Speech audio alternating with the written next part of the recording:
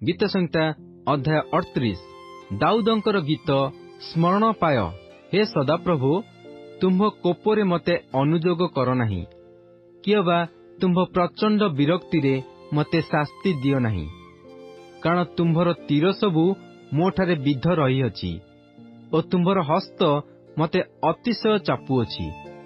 तुम्भ कोप सकाशु मो मांसरे किछि स्वास्थ्य नाही, पुणी मो पाप सकाशु मो अस्थिरे किछि आराम नाही। कारण मोहर अपराध मो मस्तक उपरे उठिअछि, ताहा सबु मो शक्ति अपेक्षा भारी बोझ स्वरूप। मोहर अज्ञानता सकाशु मोहर क्षत सबु दुर्गंध ओ विकृत होइअछि। मु व्यथित ओ अत्यंत अवनत होइअछि। मु दिन जाक शोक करी बुलुथाए, कारण मो कटिदेश ज्वालारे परिपूर्ण ओ मोहर मांसरे किछि स्वास्थ्य नाही। मु क्षीण ओ अतिशय चूर्ण होइअछि। मु आपणा चित्तर अस्थिरता हेतुरु आर्तनाद करिअछि। हे प्रभु, मोहर सकल बांछा तुम्भ सम्मुखरे अछि ओ मोहर कातरोक्ति तुम्भ ठारु गुप्त नुहे। मोहर हृदय धुक धुक करुअछि, मोहर बल क्षीण हेउअछि। मोहर चक्षुर तेज मध्य मो ठारु गलाणी। मोहर प्रिय लोके ओ मोहर मित्र माने मो व्याधिरु अलगा ठिया हुअन्ति ओ मोहर ज्ञातिवर्ग दूररे ठिया हुअन्ति।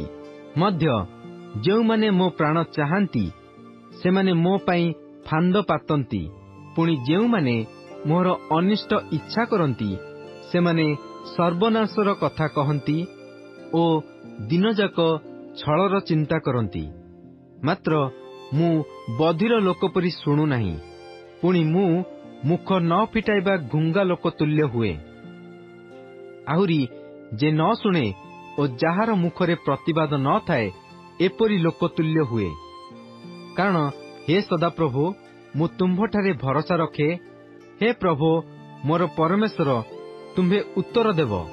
कारण मु कहिली, केजाणी सेमाने मो उपरे आनंद करिवे। मो पाद खसीगला बेले सेमाने मो प्रतिकूलरे दर्प करन्ति। जेणु मु झुंटी पड़िबाकू उद्यत ओ मोहर दुख सर्वदा मो सम्मुखरे थाए। मु आपणा अपराध प्रकाश करिबी, मु आपणा पाप लागी खेदित हेबी।